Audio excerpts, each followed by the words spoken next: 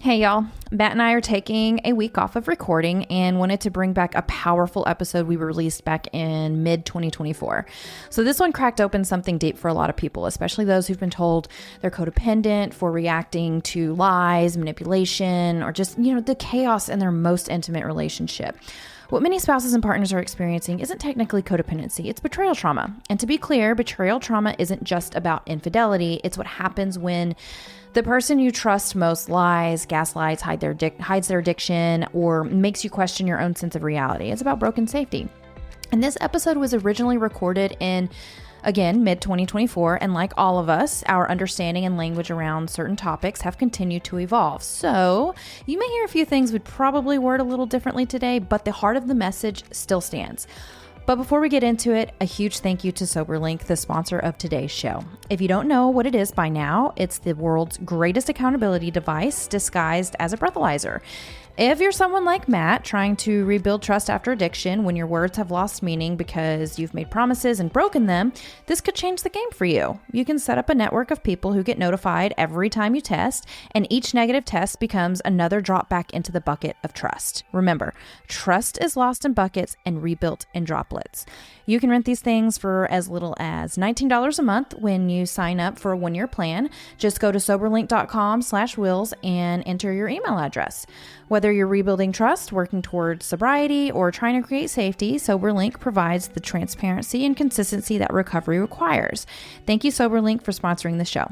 All right, let's get into the episode. There may be a few things discussed that are a bit dated, such as our coupon code for Independently Strong. It's actually the same low price for everyone now, so no code is needed. But let's go ahead and talk about betrayal trauma. Welcome back to another episode of Till the Wheels Fall Off. I'm Matt. I'm Paige. We're talking betrayal trauma today. If there's any term that sums up what spouses and partners are really feeling, this is it. It's not codependency. It's this. You're not going to want to miss this one. We got a really great discussion, I think, on this one. Yes, this was a requested episode. Pretty raw. We were just going through it pre-show, and we were both in tears about this stuff. This one's a hard one.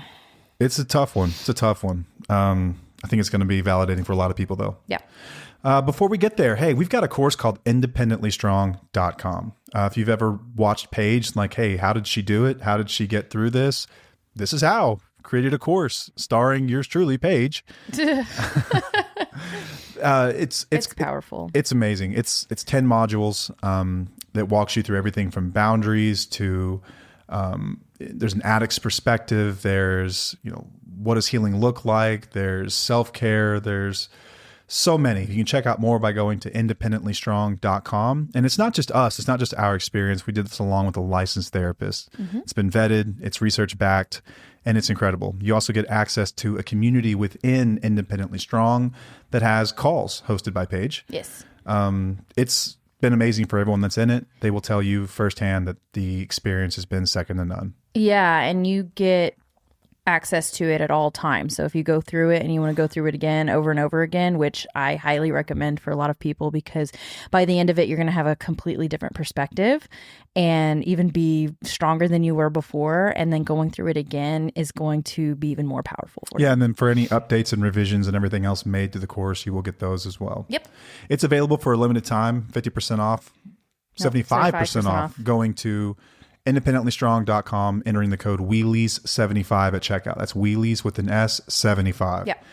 Next thing up, we have a free Facebook community. We just talked about one of our paid resources, but we have a free resource, really valuable, called TWFO Community, TWFO Community. It's completely free. It's a Facebook community. Paige and I pop in from time to time, but it's about 3,000 people going through this very thing.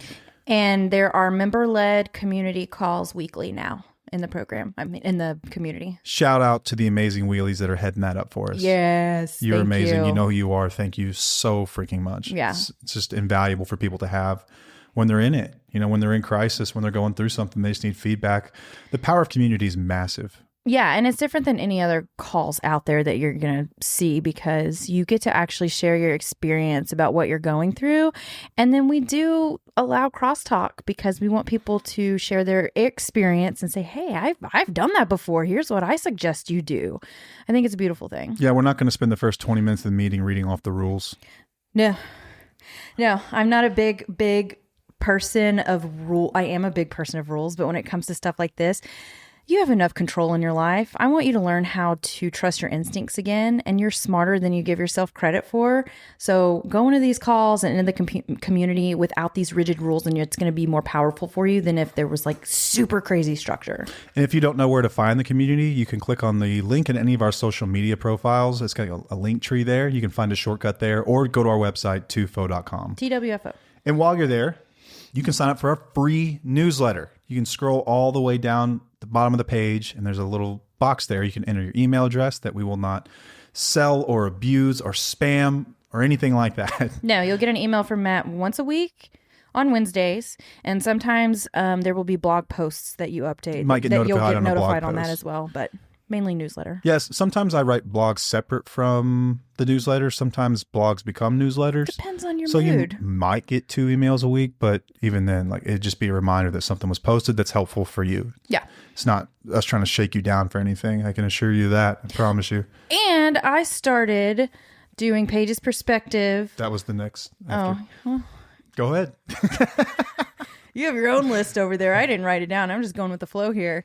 If you did not know, I started releasing my own podcast episodes underneath this same Till the Wheels Fall Off on Fridays. It's short, usually under 20 minutes. It's just kind of more of a pep talk for those going through things and helping you step up your self-care. Yeah, it's more personalized and it's more general life skill type stuff. Like it's tangentially related to what we talk about, but for the most part, it's empowering, positive messages. Yeah. It's just really, really helpful. Yeah. They're awesome. Last thing. Hey, we've got rocks available.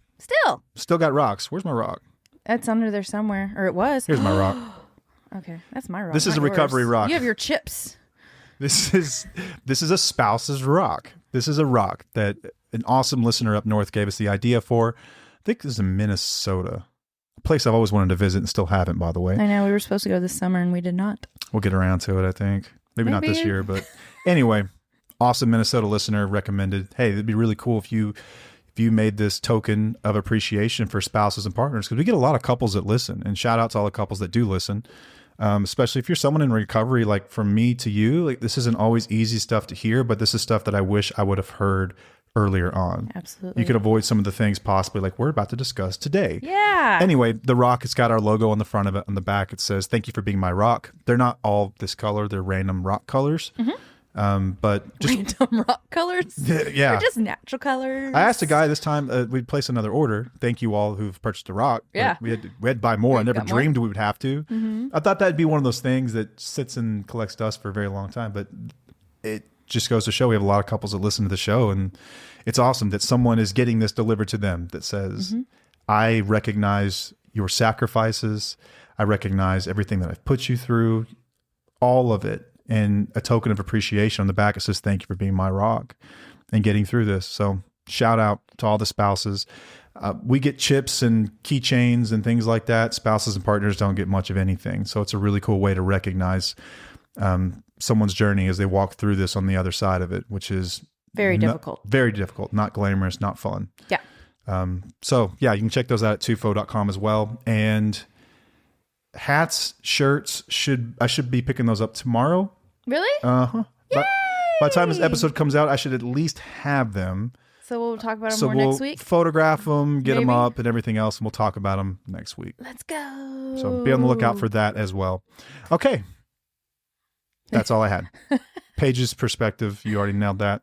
So betrayal trauma. Let's talk betrayal trauma. How did this come to be?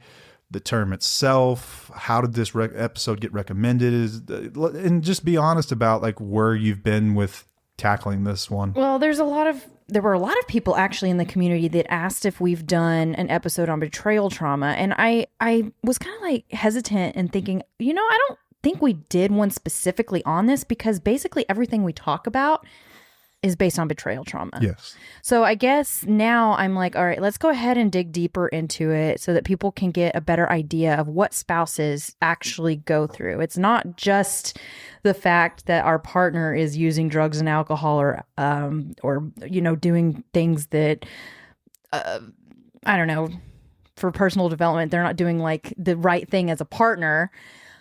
It's more than that. It's deeper than that. It truly affects us as a spouse. We did that episode called "What Are Spouses Recovering From?" Yeah. I think that's what it was called.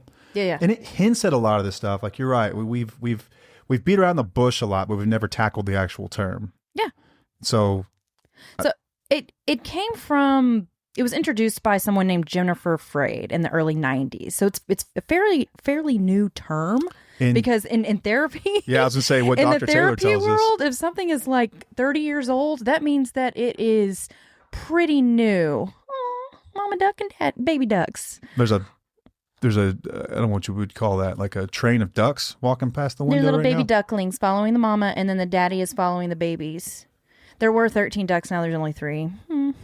I think it's got to have something to do with the fact that it's like over 100 degrees. It might be, but I think that's just kind of how the natural world works. But sorry, squirrel. Anyway, yeah, this is how we roll. All right, so basically what happens is that this is when people or institutions in which a person relies on for protection, resources, and survival violate the trust or well-being of that person. That's the definition that I got. That's the clinical definition. That's the clinical definition. So how does that apply here? Well, it's intuitive. I think a lot of people understand this, that when you've been lied to, that's bad. Mm-hmm. And everyone's been lied to about something at some point. Mm-hmm. Something. Some lies don't surprise you so much. Other lies are they will rock your world. Like, they are so massive to you, the way that you see the world, and they completely shift the way that you see the world, what's true, what's not true.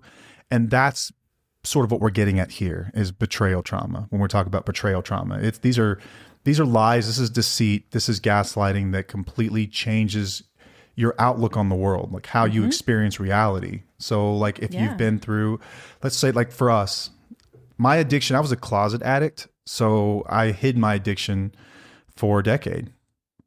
Yeah. I mean, I think you knew that I did some things. Yeah, I did. The drugs, that was the big thing. So I was an opiate addict, pain pills. And that was the thing that you did not know.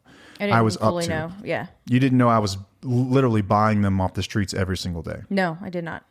Yeah, you didn't know that I was doing a lot of those things. I would share other things, like we were younger and you could get away with drinking heavily and like smoking weed and things like that. But it was the drugs, because there were so many issues sort of related to the drug use, then you were kind of hip to it. Like, I think something's going on, but I lied and I lied and I lied about everything, about where I was, who I was spending time with.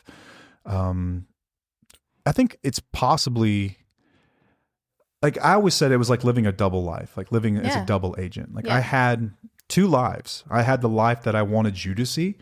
And that was the life of me being this doting father and wonderful husband and going to work and working my butt off and, you know, spending a lot of time at the office. But the reality was that I was leaving the house early when I said I was going to the office, and I was going to South Dallas to buy pills. And then I would leave the office early and I would tell them that there was an issue at home, new baby or something like that. And I was actually driving back down to South Dallas to buy more pills.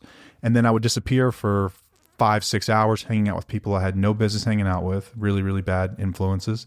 And I had like this complete double life.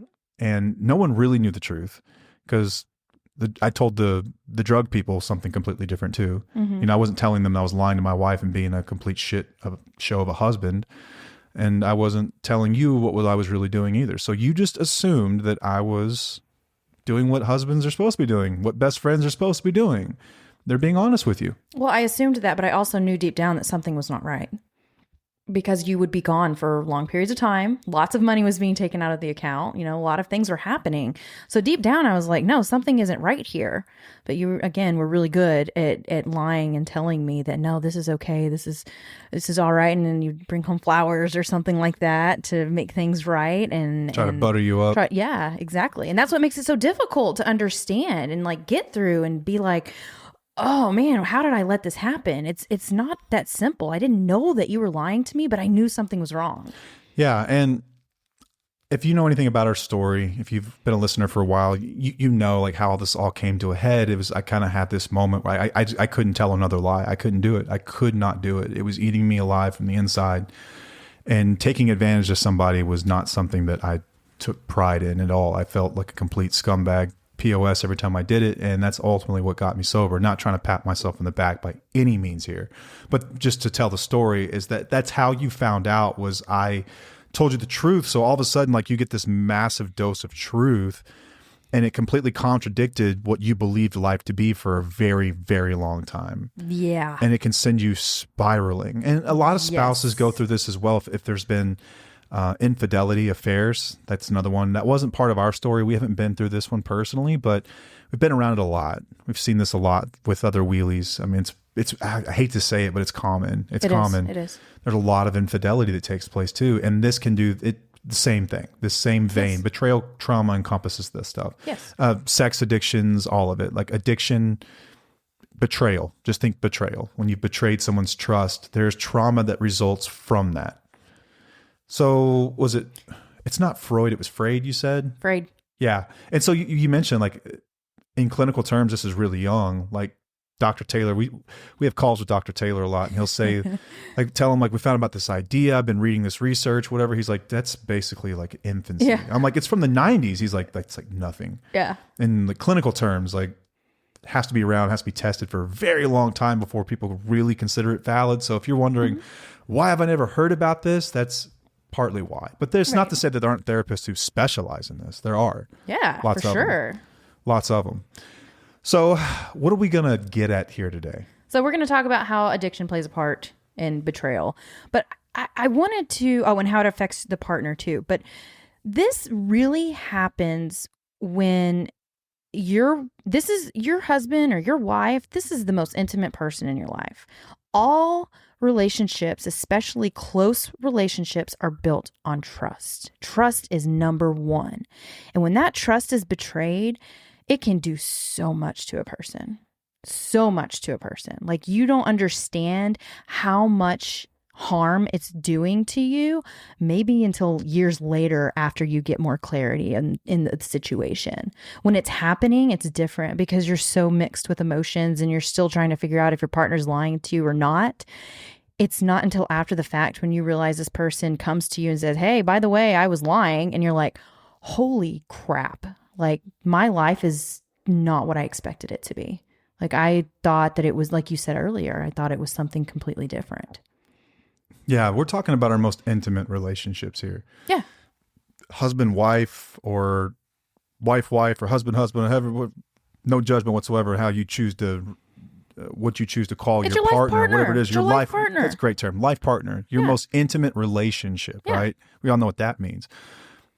There's assumptions that go with that. And it doesn't all just come from Hollywood. Like I know that we've beat up Hollywood many times on this show where it's like, Hollywood gives people this false idea of what love is. Like that's not necessarily true. Like go back to Shakespearean times and like there were ideas about romance and love, but those came from somewhere. Those came from something. Love is as old as time. And love, like you mentioned, is based on trust.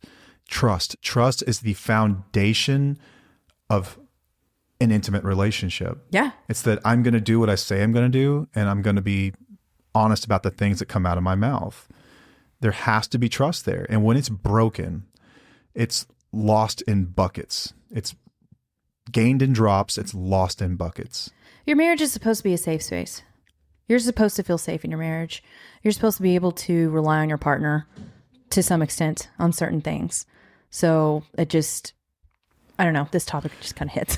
Like you could expect a stranger to lie to you. You wouldn't even probably be that pissed about it. But your most intimate partner lying to you is going to leave wounds. And we were talking about my and your complete ignorance to this early on. When I first got sober, we didn't know that this was even a thing. No, because we thought, oh, hey, you're going to get sober. Things will be okay. Things will be fine because, I'm going to start telling the truth now. We don't have to deal with the past. That's not a big deal. Why do we need to go down that road? That's done. We're done with that. I'm not doing that anymore. No. That's sort of the assumption. It's weird. It's like, okay, that was then, and then this is now, and we can move forward. I'm going to be honest. I'm going to take accountability. But as it turns out, that's not exactly enough. It's not even quite enough. And I didn't know this. You didn't know this, is that there's trauma. I mean, actual clinical trauma from the fallout of years of lies. So much. So before we were talking about this episode, and that's why we're probably sounding a little off right now, is that we were listening to another podcast about betrayal trauma, and he had listened to it already, but I was listening to it and I had to stop. I had to stop listening to it because it took me back to a time that was very uncomfortable, and it impacted me in a way that I never, you think that you're healed and you think that you're going through things and stuff, but trauma, it does this sometimes. Things will get brought up and things will remind you of a time when you were traumatized, and it will make you feel like you were back in that time. And it was just wild. That's it was just wild. The definition of PTSD. Yeah. But you don't know what's going to happen. You don't know what's going to happen. I was just listening and I was like, I can't listen to this right now. It was weird. Yeah. And you said it was really, really validating. We should probably plug that podcast. Yeah, we will, because it was good. But I'm a podcaster, but I don't listen to podcasts. Matt is the one who listens to podcasts, and I'm not very big on, I listen to personal development and stuff, but when it comes to like these addiction and stuff like that, I really do touch on my experience. I don't listen too much to, I do listen to professionals. Obviously we work with a professional, but when it comes to this, like I don't know, I steer away from it for some reason. And I think that I just like to talk based on my experience and your experience and I can research and I can read things, but listening to it is totally different. You're as real as they come. Like, I think that bottom line is like, you're not, it's not that you don't do research. It's not that you don't look into things or you read things. No. But like, I've always admired the fact that like, you never want your opinions or emotions or feelings jaded by someone else's words. That right there. And so like, you're exactly. just like, a lot of times when we come in here, like she's going purely off of her own notes and the things that you've made. Right. Like you didn't necessarily read a book and just like rehash what you read in the book. Like you're talking about your own experience. No, but as we were listening to this, I thought I was listening to myself, and that was validating in a way where I was like, holy crap. Like I'm not crazy. Yeah. That podcast, by the way, it's an episode of Addiction Unlimited. That's the name of the podcast. And the episode was called Unmasking Deception, and it's insights on betrayal trauma. It was released mid-October last year. Okay. October of 23. If anyone wants to go check that out after you check this one out, I think that it can only help you and kind of give you some more knowledge and understanding about what's going on here. But yeah, betrayal trauma is very much encompasses a lot of the stuff we talk about, but really at the bottom of it all, addiction, we've talked about abuse and how abuse can be really harmful to a relationship. We've talked about the fallout of abuse. We've talked about how abusing someone can affect them for years after the abuse has even stopped. But what about just the lie in itself? What about the moment that you find out that your reality has been a lie? What about the moment that you realize that the person that you've been sharing a bed with for all these years isn't who you thought they were? Well, about uncovering an affair that's been going on for a decade, or like us, like a drug habit and all the lies that took place with that over the course of a decade. Like that, at that moment, something changes. Like you can look at your life in two halves suddenly. Oh yeah, for sure. There's what was before and there's everything after that. Yeah. It completely just derails you. It blindsides you. Yeah. And then you realize you have to start learning to trust your gut again and trusting your instincts again, because you knew that there were things happening within that time frame, but being lied to all the time. Like, oh, well, maybe I am crazy. Maybe, my instincts are off. I'm just going to ignore those gut feelings or whatnot. And then when you realize that, oh, wow, my instincts were actually on point, you have to completely shift everything in your mind. Can we go back down memory lane for a little bit? Again? Yep. That I'll tell you if I don't want to do this. the day that I told you that I was an addict and I had a serious problem and I wanted to go to treatment. Uh-huh.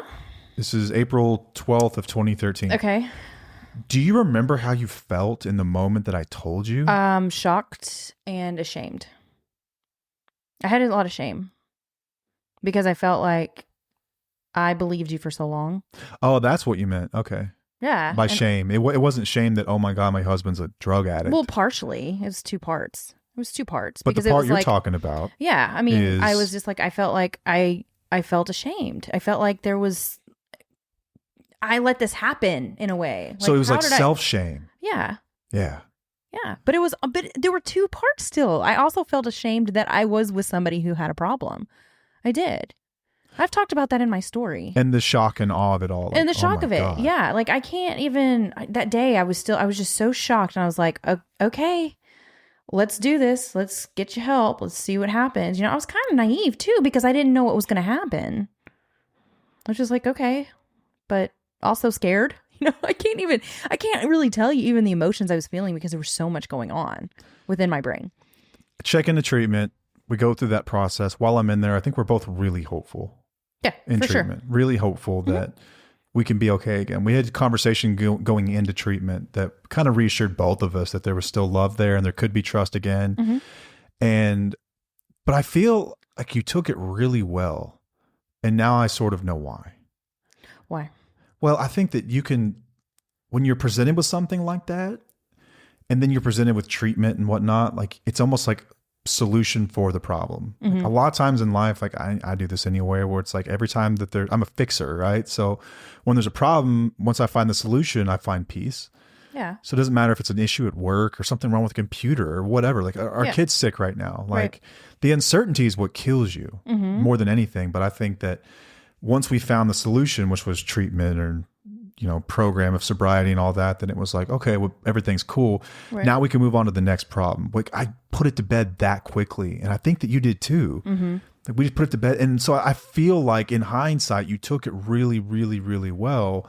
But I think in reality, we were both just sort of surviving. Like you were surviving in your own way. Right. Like we talk about, that's what the show is about. Yeah. I was surviving in a different way. Like addict survival is totally different than spouse survival. But you took it really well. And I was sort of shocked by that. Like it never really came up that like the lying had caused a lot of issues with you. Like it never came up that you couldn't trust yourself anymore. Like none of this stuff ever came up. No, because it was about you.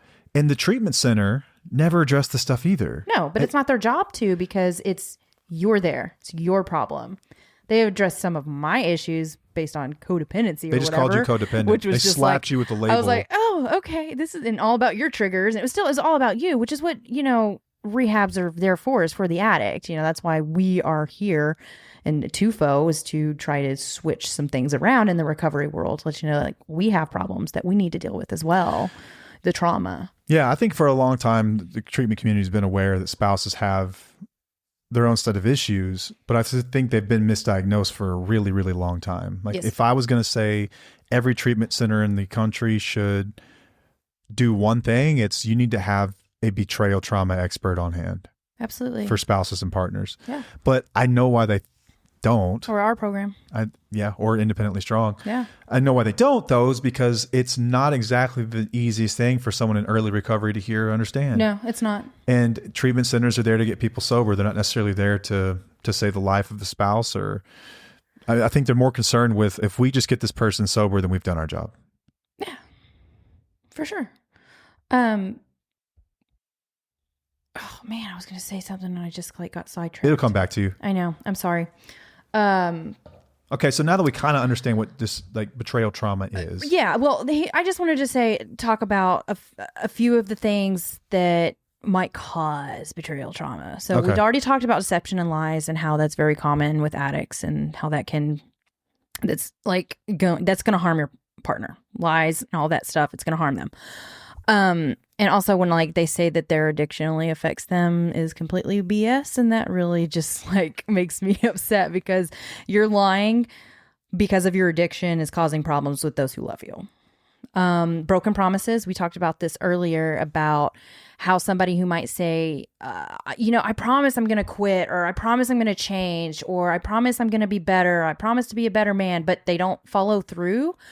And this is a pattern. These are broken promises, and they can be very hurtful to the partner and spouse, because there's no trust. Like, how can I trust you if you're going to tell me you're going to do these things, but then you don't do them? Can I go on a tangent about trust real quick? Because why it's so important. If you think about every relationship that you have with everything in the world, there's some level of trust built in. Yeah. Everything. When blinkers Or if you're or you order your food at a restaurant and you ask them to put no peanuts in there because you're allergic to them. Yeah, or you trust them. Or the fact that you just know that they're prepping their food with in a safe manner that's going to not get you sick, or they're just going to deliver on the promise they make to give you the meal that you enjoy. Or like we're talking about blinkers or indicators if you're British. They call them indicators. I love that. I like that. Like when someone turns their blinker on, like there's trust there with other drivers on the road that a blinker means something. It means that you're going to go one direction or another. Yeah. Not everyone uses them, but think about a balcony. You trust that inherently that this balcony is not going to let you fall 12 stories to your death. Like trust is everywhere, crucial to your experience in the world. Survival. It is like it is literally. Trust is so important. Like I think it's got an evolutionary basis. It's also got a biological basis, like what causes trust. I was reading all about this the other day. Not important here. But anyway, it's so crucially important. And so when it's gone, when it's been violated, things will never be the same again. Never. And we understand this when it comes to a lot of things, but with relationships and especially with addiction, addiction gets a fucking pass. Yeah, they get a pass. Because of disease. Yeah, or like they didn't know, or because the addiction consumes you so much. And it's like, okay. If you got into a car accident as a kid, a really bad one, let's say someone was hurt or killed. Okay. You would be very hesitant to get in cars again. And if you did, you would have some kind of a trauma response to it. People understand that. But when it comes to lies and everything else, especially when it came to addiction, it's like, they're better now, move on. They're better now. They're not drinking anymore. Like, it's fine. Like, what are you all upset about? What are you wrapped around the axle about? Like, everything's good. That's the way I think that we kind of tell spouses and partners to behave when it comes to addiction. Absolutely. And I think that to maybe a little lesser degree, this happens with infidelity as well, but more so with addiction, I think. I think that there are even institutions devoted to kind of keeping people in that space. It's almost like everyone's pulling the wool over your eyes that like, oh, it's all good. Just move on. Nothing to see here. Move along. Yeah. Without going They're back. They're working on it. Yeah. Without going back and rediscovering like what you've been through. Like, it's massive. And we recognize it in everything else in the world. But when it comes to addiction, we sort of just give it this big pass. And like you kind of hinted on this today in a TikTok. And it's funny, TikTok commenters sometimes say things they regret and then they go back and delete their comments. So someone deleted this comment, but the comment was something to the effect of like, oh, way to make it all about you. Don't you know that they're dealing with the disease? As you're talking about, just simply giving You're part of the problem.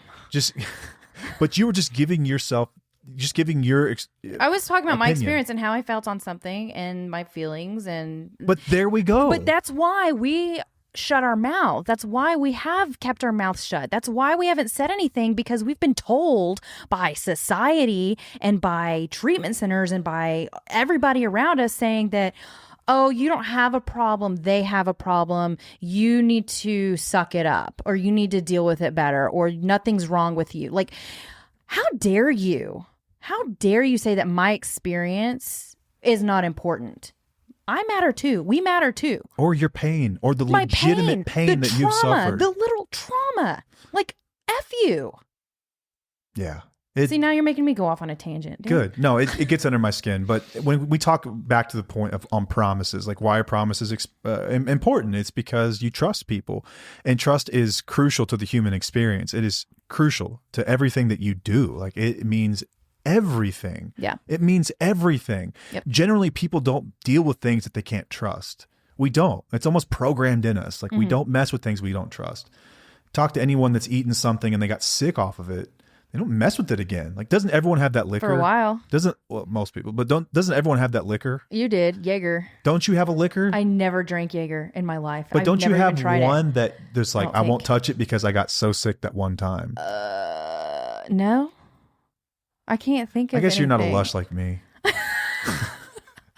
I just remember you got had a few. really sick on that. Oh, I had a few. But like food wise, we'll eat. I can't really eat Philly cheesesteaks much anymore because I had a pizza that made me sick back in. Because you don't trust it. Yeah. That's what it boils down to. You Yeah. don't trust it. Right. You don't trust it. But trust gets thrown around and bastardized so much when it comes to addiction. Like, you're not supposed to have it, or if if you try to challenge it, then you're just being cold, or you're just a bitch, or you're any number of things. But betrayal trauma sums up the experience of actual trauma that people go through when their reality has been shattered, completely shattered. And it is not something that you get over in a few weeks or a few months. Yeah. Sometimes not even a few years. Yeah. Sometimes it can take longer than that, because trust is lost in buckets. It is built in drops. It takes a long time. Forever. It takes a long time. And it's in layers too. Like, you can trust somebody in some parts and then not trust them in other parts. And that's kind of natural as well. But eventually, I mean, like I said, it just takes a long time.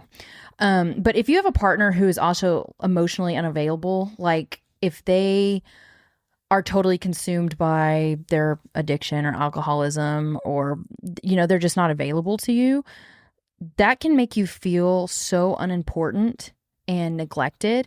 And that right there can cause betrayal trauma. And it sounds like it's not, some people might think of that like, oh my gosh, you're making such a big deal out of that. But this is your freaking partner. Again, this is your life partner who you want to have a connection with, an intimacy with, and rely on them for some things. And if they are not available emotionally because they are, using drugs and alcohol, this is going to cause harm to you. Yeah. You think back to what you said about this is your partner. Like, this is someone that you agreed to do life with. Like, you are teammates, you are partners, you are ride or die. When someone just checks out, like, that's not going to have some kind of an effect. Right. And you checked out a lot during your late. I stayed checked out. Yeah. Yeah. Like, we would have intimate talks occasionally. I don't know how real they were based on how effed up you were, Probably but we not also very. had a baby, so it was difficult to even have those moments. But I do remember that was one thing that really stuck out to me, is that you were not emotionally available to me, and that was a red flag, because I'm like, okay, this is not what I wanted in a marriage. This is not what my marriage is supposed to look like. But I almost normalized it because you normalized it in a way, and that's part of these dynamics and how it works. Okay, another one's going to be the financial problems, which we've talked about a million times, but it can cause so much stress and feelings of betrayal because you have shared financial goals if you're married, right? You want to have a house, you want to have the cars, you want to save for your kids' college. Someday. College. You want to retire, you want to have your kids' activities, you have all these things. So if they're spending all their money on drugs and alcohol, that is impacting you. That is affecting you. That is affecting your future and your children's future. Like, this can cause betrayal trauma. Yeah. And like gambling addiction, like some of the behavioral addictions. Yes, fit absolutely. in here. Porn addiction, sex addiction. People could spend fortunes on sex workers or websites or OnlyFans or any of that shit too. Yeah. Yeah. The financial abuse, I guess you could say, was probably that, that was like the last thing that was going on within our relationship that I was like, this has got to fucking stop. Yeah. Infidelity, we talked about that already. The neglect of responsibilities, that happens a lot.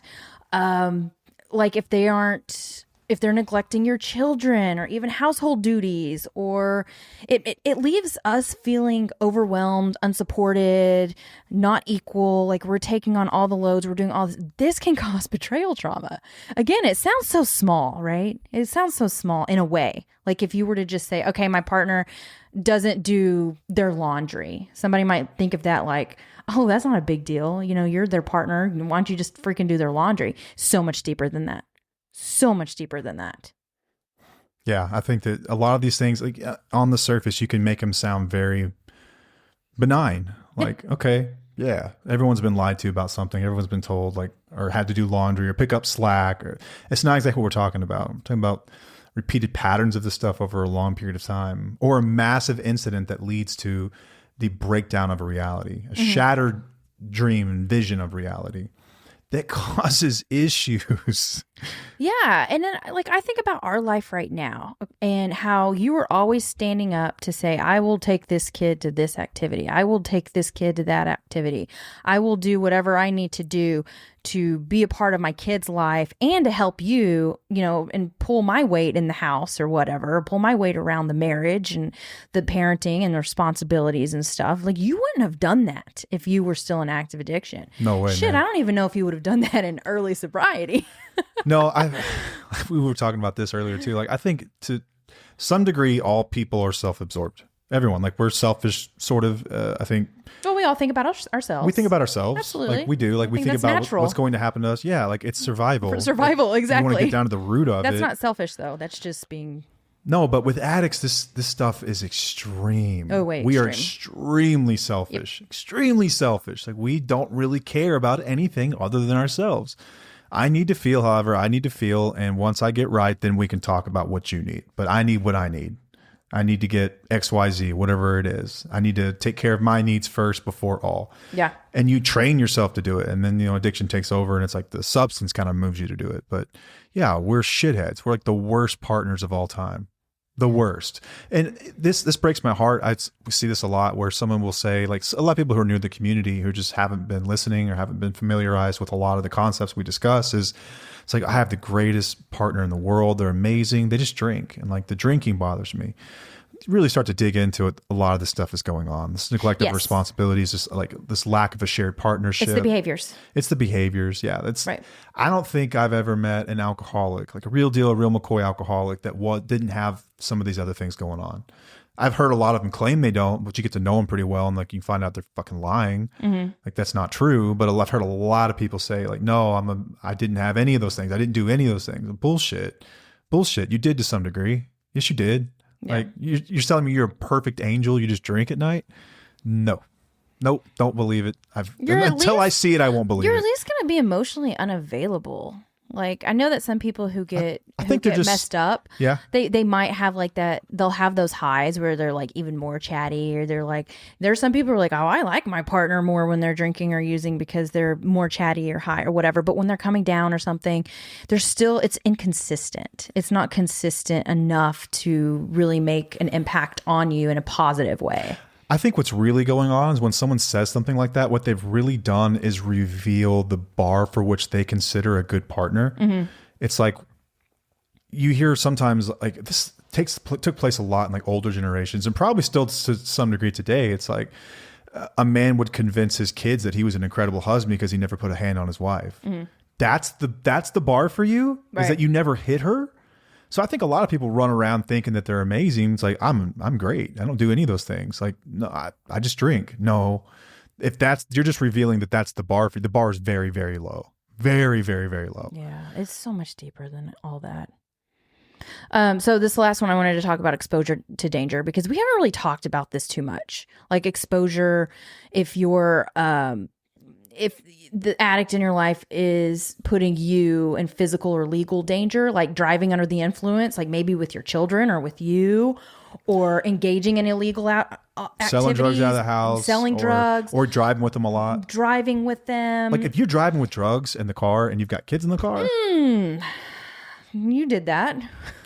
Yeah. Maybe? No, for sure I did. Yeah. Without a doubt. I mean, not massive quantities, like I wasn't selling them. This is stupid. I don't know why I'm going to tell the story, but I used to have this rule. I used to keep a bottle of water in my door, like cubby, all the time. I knew this rule. And I never drove with more than I couldn't swallow in one dose. Like, I knew this rule now after the fact. Yeah, ridiculous. But you also talk about exposure to danger. I guess it's kind of a funny story. We took our kids to camp, which is like a 3.5 hour drive. And on the way down there, we passed through South Dallas. Like I mentioned earlier, I almost knocked this microphone over. That was our neighborhood. That was the neighborhood that I used to buy drugs in. And hold on. It's really odd that you're bringing up this story. Why? Because I thought about this story when you were talking about something about 30 minutes ago. Really? Yes. Well, wild. Anyway, full circle, coming back full circle. So driving down into South Dallas, and like, it's a really rough part of town. Really rough. Like, it's very impoverished. It's bad. Not funny story, by the way. And we're cruising through there. We got the kids with us, and we're kind of talking about this area, and I was showing you all these landmarks, and like, how do you know so much? I was like, I used to come down here every single day. You were like, oh, this is the place? And the kids are with us. That is not how that went down. You were like, I said Illinois. Okay, I'm just kind of giving it up. Illinois Avenue was the street I used to exit off of. Yeah, and you go, hey, you want to go see where I spent a lot of time? Yeah. Well, because you were asking me, I was like, then I suggested there was no you guys want to go. You guys markers that you're talking about. Landmarks, like this Shell station is where I used to go. Okay, yeah, you were talking about like somebody got killed there at one point. They did. Someone got killed there. That's awful. But anyway, I drove through this old neighborhood trying to find the old house that I used to get, and I couldn't find it. I couldn't. Thankfully, it's been so long I couldn't remember it. But driving to that neighborhood, you were like, "Get me out of here." Oh, I was not. I don't feel safe about any of this stuff. So we turned around and got out of there. But something else that I used to do to you all the time was drive you into neighborhoods that we had no business being in. Yeah. Like when we were young. Yeah. And then you would think that'd be a red flag for me. Yeah. But again, just like, no, but you can expose someone to danger. I wasn't trying to be cute with that story, but it's sort of the point that you can put yourself into danger in a multitude of ways, whether it's legal or actual, like the danger of violence, like that's possible. Or, you start to get like child protective services involved whenever you start to put your kids around situations where there's drugs, alcohol, guns, whatever it might be. Yeah. Untenable situations. Yeah. Okay. So, I did want to talk about like maybe some of the signs that you might have like within yourself to know if you have betrayal trauma. Do you have anything you wanted to add before I go on to that? Yeah, I think I do. Okay. I think that a lot of times we can look at things like addiction or affairs or any of these things, and we can kind of look at those as isolated incidents and say, like, this thing happened and we need to focus on this thing and move on from this thing without completely understanding everything that made that possible for that event to occur was thousands and thousands and thousands of lies. Yeah. Thousands of lies. Mm-hmm. And each time you're told a lie and you believe me, if you believe me because I'm your husband, because we love each other, quote unquote, back then, what is that love? Was it not? I don't know. But that you trust me, and each time I tell you something, you choose to take it and believe it. And you sort of construct reality with what you see, and you take things on faith. And so you can build a reality based on lies without realizing it. So whenever an event like this happens, whether it's addiction, like the next relapse, the last relapse, the one that you just did not see coming, blindsided you, or an affair, or whatever it is, it's not just that event. And I think we're remiss to think that if we just focus on getting through that event and solving that event, that we're going to be okay. It's so much deeper than that. It is. It's the thousands of lies that made that possible, and something that neither of us realized. Like, we were both in tears before this episode. You, because you felt validated by listening to that show, and also the fact that, I don't know, you probably had a lot of other emotions. I don't want to speak for you, but for me, in tears because of how horrible I felt. Just how horrible I felt. And I think I said, I'm sorry. Like, it's not an excuse, but I didn't realize how dangerous lying can be to somebody's psyche and what that can do to someone.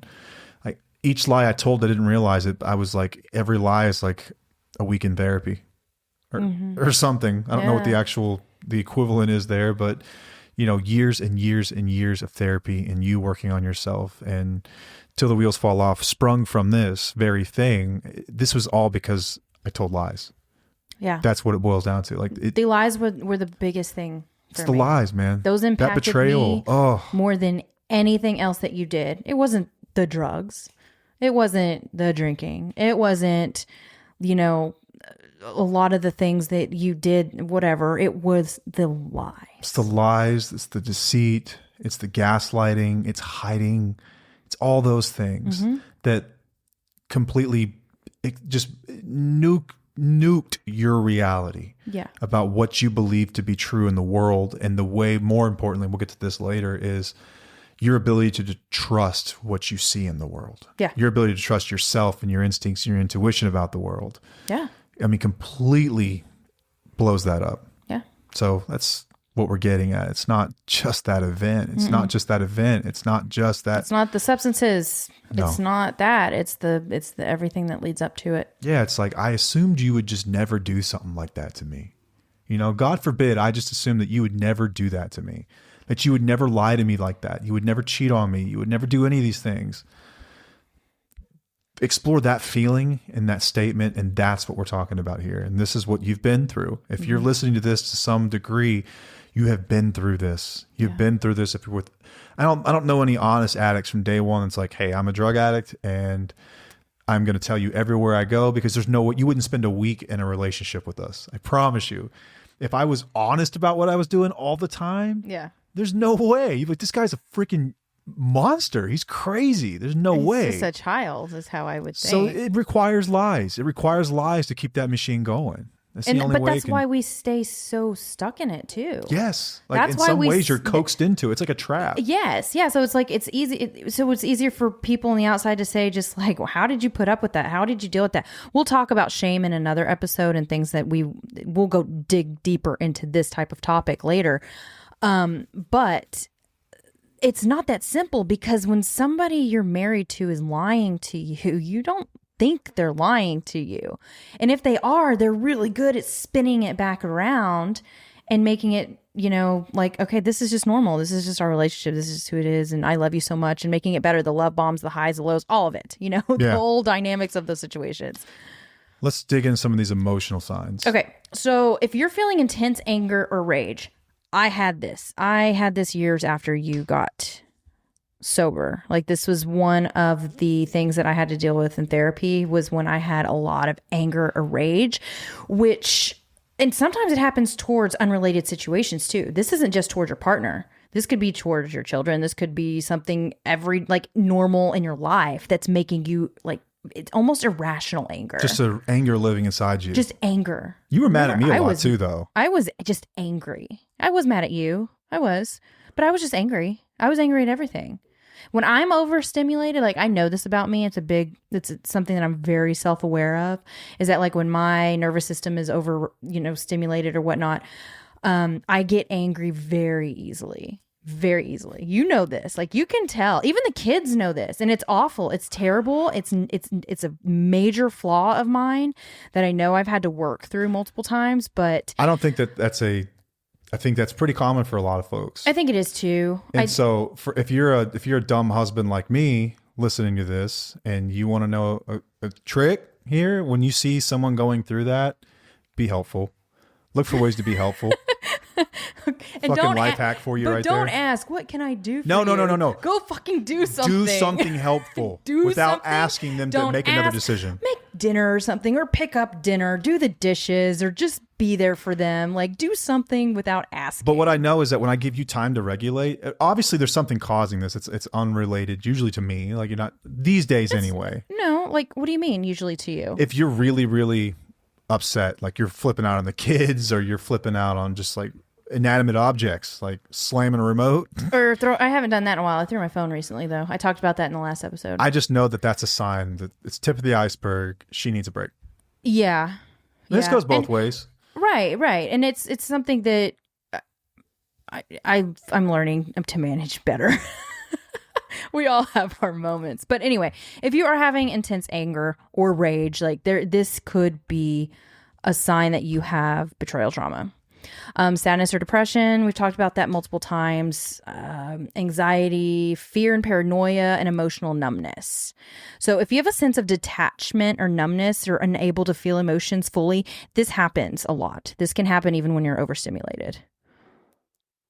Yeah, anxiety is a big one too. Talk about when you were talking about when you wrote down before we had this episode, we started recording, we were talking about that summer that I don't know how long we had been out of it at that point. 3 or 4 years, maybe. It was 2017 when I had my breakdown. 2017. It's 3-4 years out of it. 4 years. And had really not discussed any of the stuff, y'all. Really not discussed it. I took accountability and things like that, but we had not sat down and had a real conversation about, do you really think about how much I've lied to you? We never had that conversation. No, we didn't know. So you're living with this massive anxiety all the time, all the time. And depression. Didn't realize really what was going on. No. This was when our story really started, I think. Yeah. Is when we start to uncover this kind of stuff. Right. But that, I think 100% that's what was going on. Right. 100%. That's what was going on. Yeah. But as we were listening to that episode earlier, that made me break down. It was just like, they were talking about how a partner will, or how people will dismiss the partner's experience, dismiss their emotions and what they're going through, and society does that too. And it just really it hit me, because you kind of did that too within me. You didn't know any better, you just wanted me to get better, but it was hurtful, because I'm like, I don't know why I feel this way, I don't know why I'm having these panic attacks, I don't know where this anxiety and depression is coming and this from, anger and all this other stuff. Like, I don't know, I just know it's there, and I need to figure out what it is. Yeah. And I think it was the betrayal trauma that had a lot to do with it, because we never addressed it. No. And fear and paranoia is one that we see a lot, like in the community. I mean, people just this intense paranoia around what the spouse is going to do next, what they won't do next, or just so afraid that they're going to do it again. They're going to put me through it again. That is not codependency. That is the natural response for your brain. Your brain, that is a trauma response. That is normal for you to go through that. For all of these things, we'll get into some of the psychological stuff in a bit, but you are desperately seeking safety again. Yes. You're trying to find safety again. Yeah. Like, I need to feel safe. I need some kind of fucking reassurance in my life. I need something I can rely on. Mm-hmm. So you seek in trying to watch, if I just watch them closer, if I can just, limit their drinking, if I can just create an environment where they won't use. And people call that codependency, they call it controlling. Like, no. This is a trauma response. Yes, it is. That's what this is. It is. Which is why I think your brain is trying to protect you from harm. Yeah. They're trying to protect you from your spouse. They're trying to protect you from the lies. They're trying to protect you from any type of abuse that has happened in your relationship, even if you don't know that it's abuse. And sometimes you're like, why am I doing this? This is why you're doing this. Yeah, this is what it's about. It is a normal response, though. And it's okay. It is. It's okay. I will tell you, though, you can heal from it. That's what we're here for. You can. You can heal from it. You can get through it, and you can. I've seen it. Yes. I saw it happen. Yes. I talked about how I'm not perfect, obviously, and I get overstimulated still sometimes, and I do have my moments, but I am still so much better than I was back then. Night and day. When all this stuff was going on. Night and so day. Next I wanted to talk about the psychological signs. So if you have hypervigilance. Oh yeah. So if you're constantly on guard, or you're monitoring their behavior, or looking for signs of deceit, which is kind of what you talked about just a minute ago about the fear and paranoia. Yeah. This is just that hypervigilance that you get. I've talked to people who are like, this is not me. This is not who I am. I am not the type of person to be monitoring their behavior. It's like, I know that's not you, but you're doing it as a trauma response. Yeah, your body and your mind are trying to create safety in some way again. And you will do that in a million ways, and uncharacteristic ways too. As you start to reach out and think about, okay, how can I prevent myself from getting hurt like that again? Yeah. How can I stop that from occurring? And hypervigilance is the way people do it. A lot of people call it, let's say it's like, neuroticism or paranoia or some form of that. But that's what it is. It's hypervigilance. It's you're so on guard. Yes. So on guard. And your environment has to be under control, because you need certainty. You need some kind of certainty. You need to be prepared. It's what you feel like. Yeah. I need to be prepared, because you cannot deal with this again. You can't go through that again. Right. And I didn't do much of that with you based on relapsing or substances or stuff like that. I probably did think about your behavior a lot, but I just told myself that I didn't want to be married to somebody that I had to do that with. But I also understand that it's a trauma response for a lot of people. Absolutely. As you're looking for bottles and everything else, you're seeking safety through either finding the substance isn't there so you can breathe, or you're seeking validation and safety when you find out that it is there and you're not crazy. Yes, you are trying to prove that your gut instinct was right, but I'm going to tell you guys this now, that you don't have to do all that stuff to prove your gut instinct. You don't have to have proof for it, and you'll get there eventually. That's a totally different episode too. I think I did a TikTok. Yeah, that's like a level 10. But that's further on down the line, but this is early on. So I'll skip that one for now. Intrusive thoughts. So recurrent unwanted thoughts about the betrayal that will make you feel distressed. I can't really think of. With addiction. Yeah. With addiction, if you've been through something really traumatic, like if you found out that your spouse is using because they overdosed, Like that's how this all came to be, or you thought everything was okay and then they overdosed. That would be not just a traumatic event from this from the standpoint that you watched someone go through a major health event, but also that's the moment at which your reality was completely changed. And you would find yourself going back through and almost having like morbid reflection on that. Yeah. This is very common with affairs. Doing a lot of my research, this is very common with affairs where you have, like, who wants to think about their partner sleeping with someone else? Right. But you have these intrusive thoughts where they're unwanted, but you have them, and then those cause their own form of stress as well. Yeah. And it's just recurrent. You can't help it. A lot of times you've dealt with any kind of trauma in your life, you will go through this. For sure. A very, very benign and off-topic version of this. I broke a lot of bones as a kid. I remember every time I broke a bone, I would wake up like, that strange phase of sleep right before you fall asleep where you're kind of like awake, but you're kind of dreaming.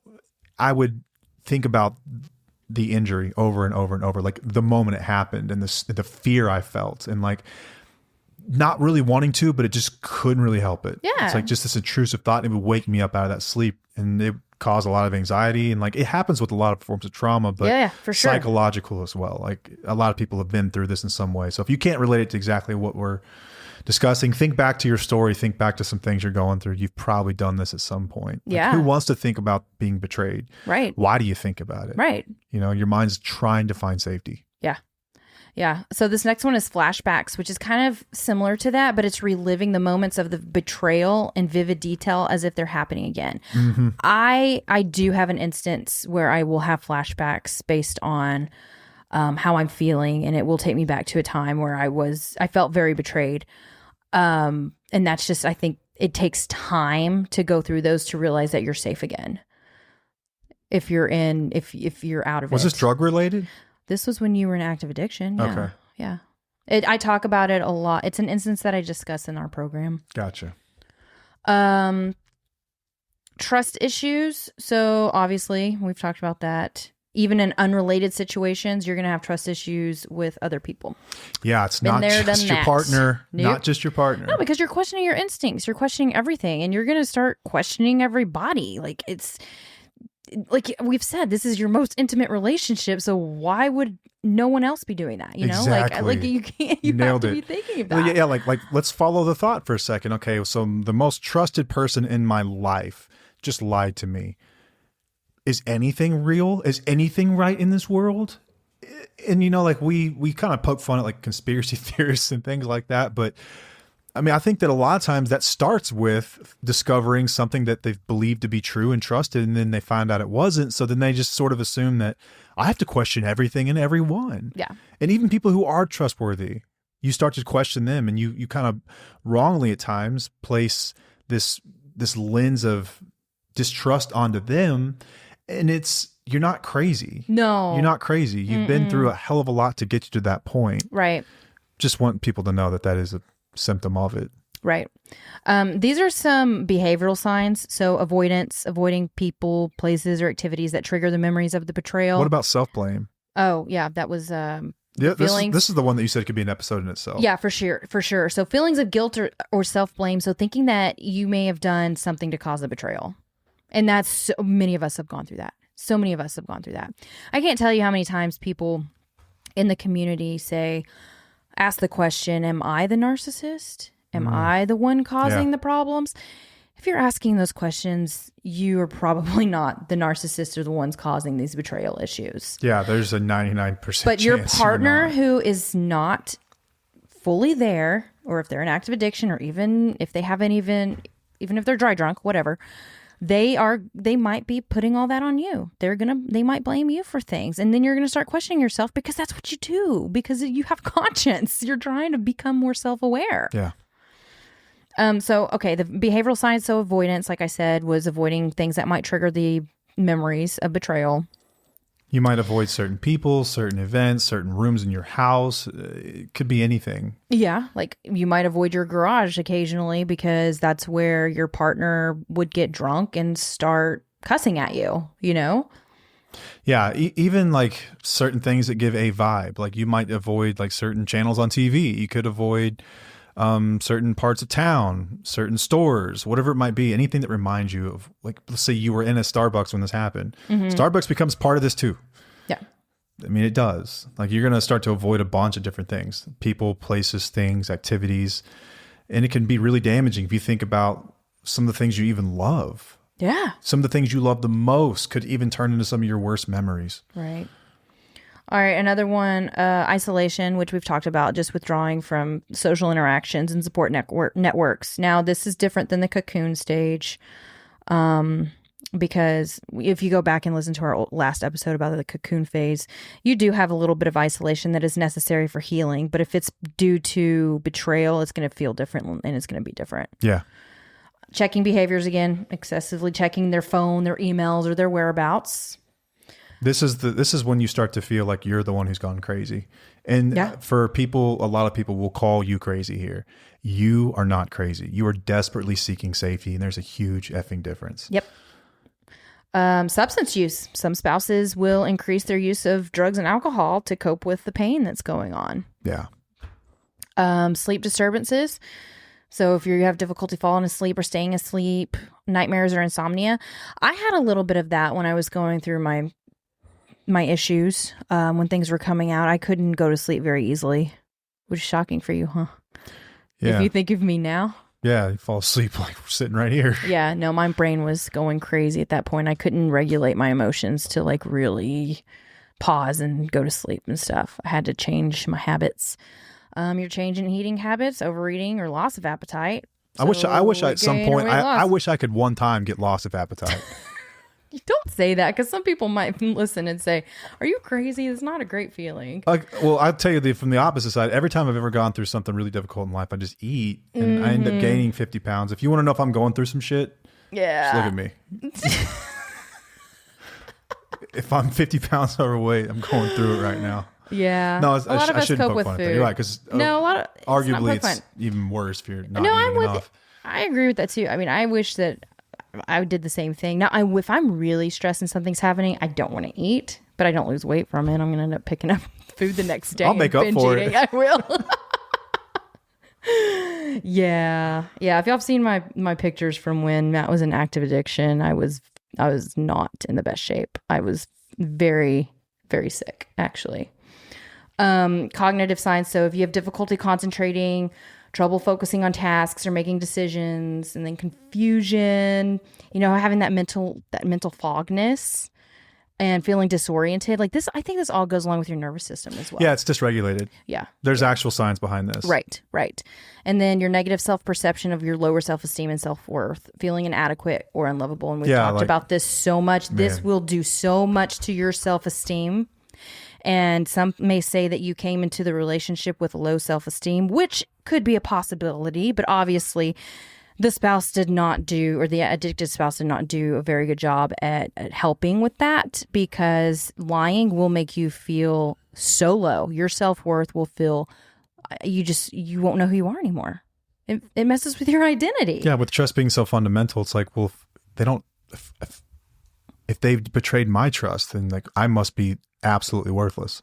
Yeah. I must just be, chopped liver over here. Yeah. It really mess with you. All right, there's just physical signs, just the chronic stress and symptoms of headache, stomach. Oh, you'll have actual physical manifestations of this.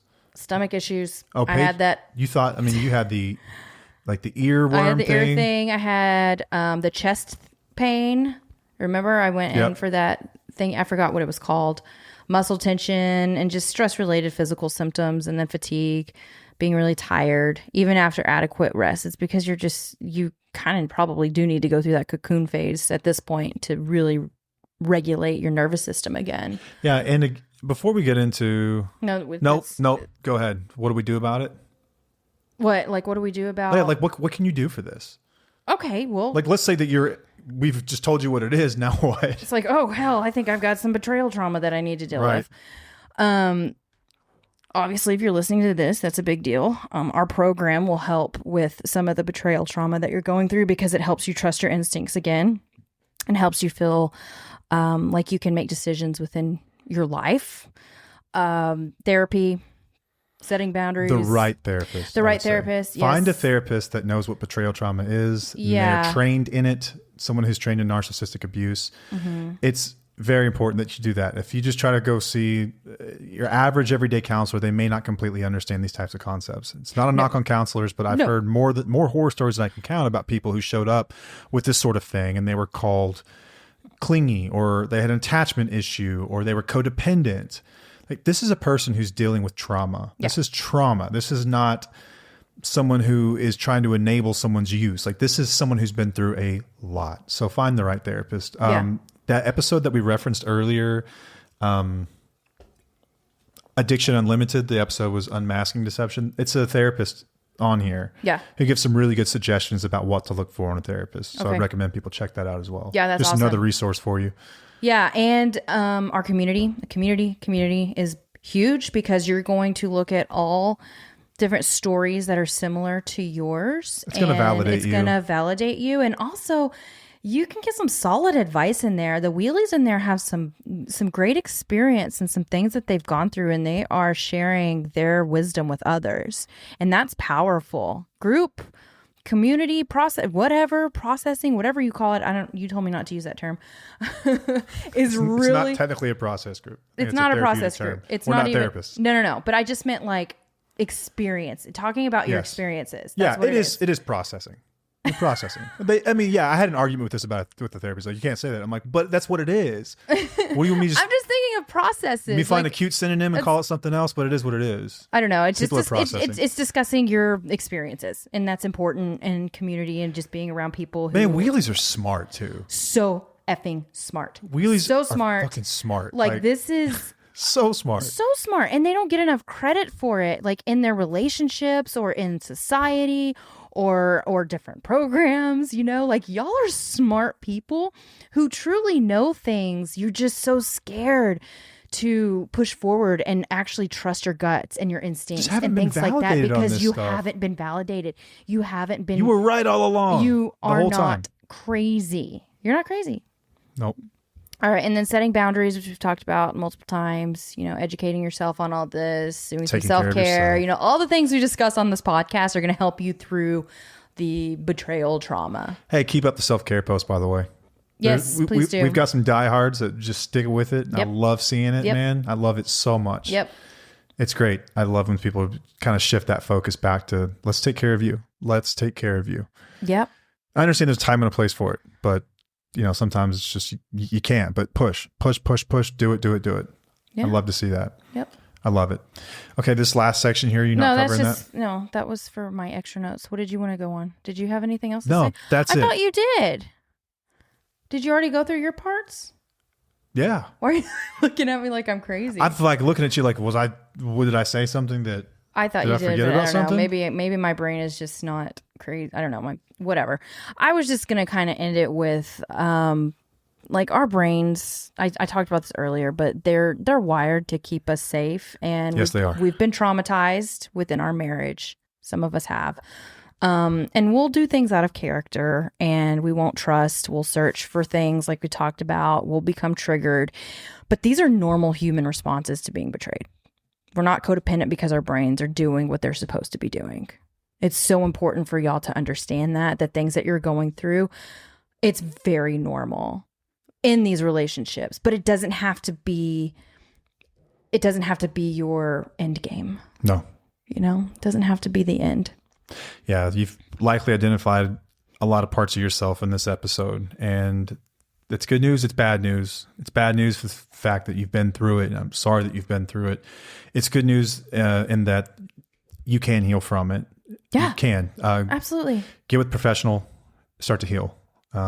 Start to trust. There are amazing therapists out again. there. Paige mentions our program as well, which is built by a professional that is aware of these things. Mm-hmm. We're aware of these things, and so I want people to know that you can get through it. It doesn't happen quickly, but it can happen. You can trust again. You can trust yourself again. You can trust other people again too. Mm-hmm. It does get better, and we're going to love you guys every step of the way through it. Like I've said before, like we're going to love you until you can love yourself, and we're going to keep on loving you. Yep.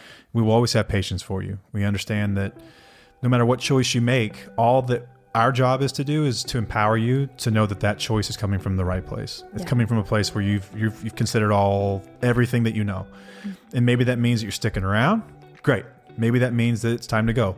Great. I just want to make sure that there is a proud person behind that decision, and a person that's healed, capable, and trusts their intuition again before they're making it. That's For sure. all. Yeah. That's all we've got. Yeah. Awesome. Well, thank y'all for joining us. Until next time, I'm Matt. I'm Paige. And we'll see you. Bye.